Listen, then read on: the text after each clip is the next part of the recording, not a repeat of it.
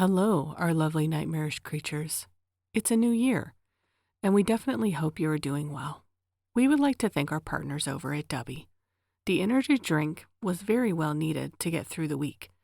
Not gonna lie, if you need something to boost your energy without the nasty jittery feeling, try Dubby today at dubby.gg and use coupon code DARKLittleVoices as you see on the screen for 10% off. It definitely helps boost the channel like it'll help boost your darkened souls. Try Dubby today. And now for tonight's creepy tale. If You Love Me, written by Elector Black. I love my wife above all else. I have loved her since the moment I first laid eyes on her. I would do anything for her, and that hasn't changed after all these years. We first met in college. We were both theater majors, and it was day one of acting class that our eyes met for the first time. She had chocolate brown eyes that were complemented by her dark brown curls. We stared at each other consistently that first day, and when we were partnered together, we knew that it was fate. My name is Margaret, she said as soon as I walked up to her after class. I took her by the hand and kissed it. Henry, I responded. She then took one of my long dreadlocks and wrapped it around her finger, staring me in the eyes and biting her lip. It was an amazing meeting with an even better ending later that night. The following night, we went on our first date, a theater production of Sueño. We held each other's hand through the entire performance, and afterward, I walked her to her dormitory. Every day after that was like a love story. We went through good times and bad times. We broke up and got back together. Through it all, one thing never changed for me. I loved her, and I would do anything for her. We got married after graduation and went on to become very successful in the stage acting scene. We were considered a power couple, and were always cast in romantic roles opposite each other. It was easy to bring the true, deep love that we felt for each other to the stage, and it was nice to make money from it. One day, our lives took a turn. We had just finished a successful performance of the stage play, The Clean House, when we were approached by a member of the audience. "That was an amazing performance," he said, a creepy English accent behind his words. Why, thank you. You're sweet, said Margaret, gripping my hand. I could tell this guy had creeped her out, but being a talented actress, she was able to put on a nice front. "I've been watching you two for a very long time," he continued, his pale blue eyes staring into Margaret. "I am very much a fan of your work. Every performance is riveting, and I can tell that you put true passion into your exchanges. You two must truly love each other." "We do," I said, stepping slightly in front of Margaret. "We love each other very much. I would do anything for her." I looked at her and she gave me that beautiful smile of hers. "That warms my heart to hear," he says. He put his arms behind his back and looked up into the night sky. "True love is a valuable gift that is often taken for granted.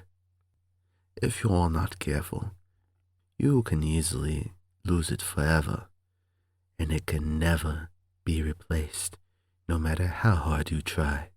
He then looked at me, and I could see just how disturbing his pale blue eyes were. "Hold on to that gift.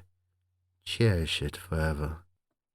He began to walk away before I asked the question that had been bothering me since we met. "Who are you?" I yelled. He stopped and turned his head. "Your biggest fan," he answered. He then walked away. Margaret and I looked at each other, baffled at what had just taken place. Later that night, we were sitting on our couch watching a movie when suddenly there was a knock at the door. Wonder who that could be, said Margaret as she got up to see who it was. She looked at the peephole and froze in place before taking a single step back and opening the door. Standing just outside the door was the same man we had talked to earlier that night. He stood there with his arms behind him, his pale blue eyes shining like the moon. "Honey?" I said, standing up from the couch to join Margaret at the door. Please, come in. Margaret said to the man, to my shock. "What are you doing?" I yelled, running to get to the door. The man stepped inside before I got there and began to stroke her face. When I finally got to them, I threw my fist and connected with his face, knocking him back outside. I quickly slammed the door and locked it.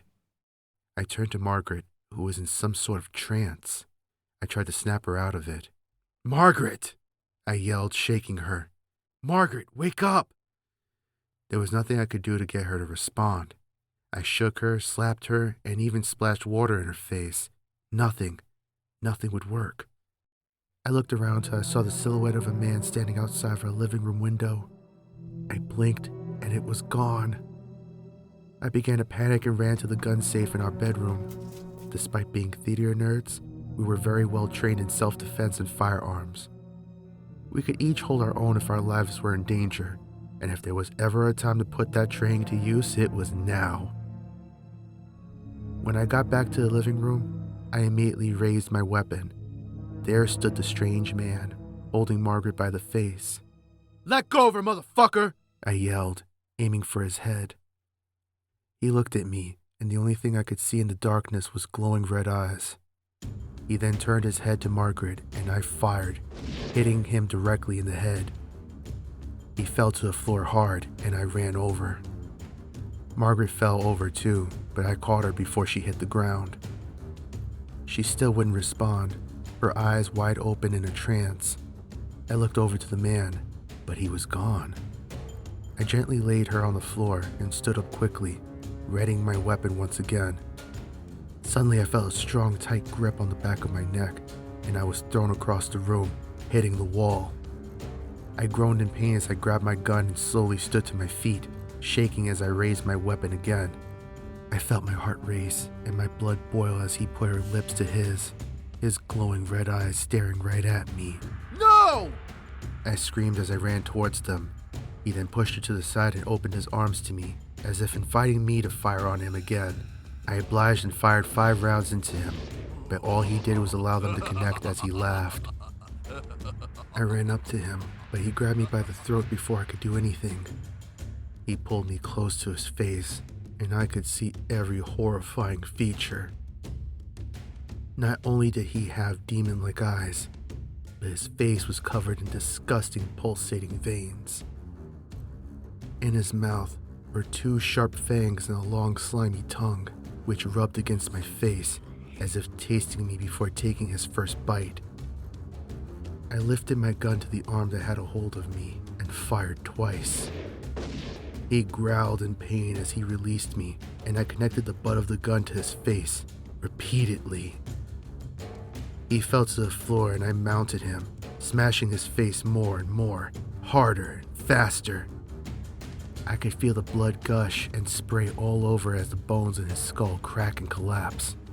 By the time I was done, there was nothing but smashed bone, brains, and blood. I panted as I stood back up and limped over to Margaret, who was now fully unconscious. I shook her and she finally opened her eyes, looking into mine with fear and confusion. "Margaret," I said, feeling relieved that she was all right. I held her close and we laid there until I looked over to where the body of the stranger should have been. He was gone, and panic arose once again, and we both stood up quickly. I turned to face Margaret and screamed when I saw him standing behind her, still in the process of regenerating his face. Before I had the chance to react, he sunk his fangs deep into Margaret's neck. She screamed in pain as I screamed in rage, hitting the monster in the skull once again with my gun. I felt bone crack again as he released her. Again I mounted him and went to work, growing exhausted the longer it went. I knew this wouldn't last, as he would surely regenerate again. It soon became obvious what exactly I was dealing with. He put Margaret into a trance merely by looking at her, even looking through a peephole. It wasn't until she invited him inside that he actually got in. He had glowing red eyes and fangs, and he bit Margaret in the neck. Goddamn vampire, I thought to myself. While he was down, I ran to the kitchen and grabbed an old wooden broom. I broke it in half and ran back to the body, where I rammed it as hard as I could directly into his heart. The body began to convulse and flail its arms and legs all over. Suddenly, it stopped and went completely limp before melting away into deep red blood and other disgusting fluids. After catching my breath, I slowly turned my attention to Margaret. She sat there in the darkness, legs folded and upper torso fully erect. "Honey," I said, nervously approaching her.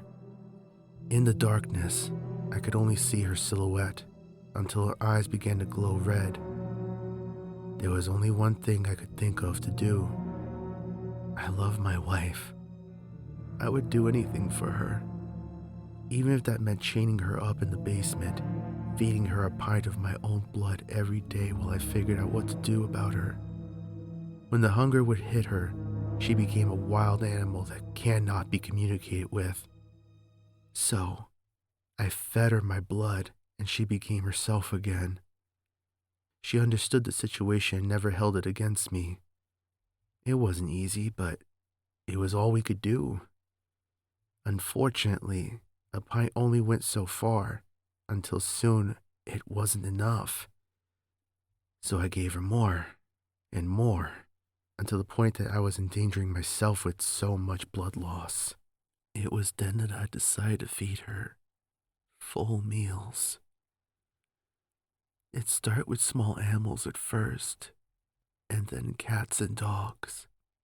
Soon, I made the hard decision to invite homeless people into our home, knock them out, and give them to her. This went on for far too long before it really started to affect us. She felt like a monster, and I did as well. I love my wife, and I would do anything for her. Which brings me to now. I'm sitting here writing this, shaking. There is literal blood on my hands as I try to compose myself. She asked me to do one last thing for her. I refused at first, because I loved her too much.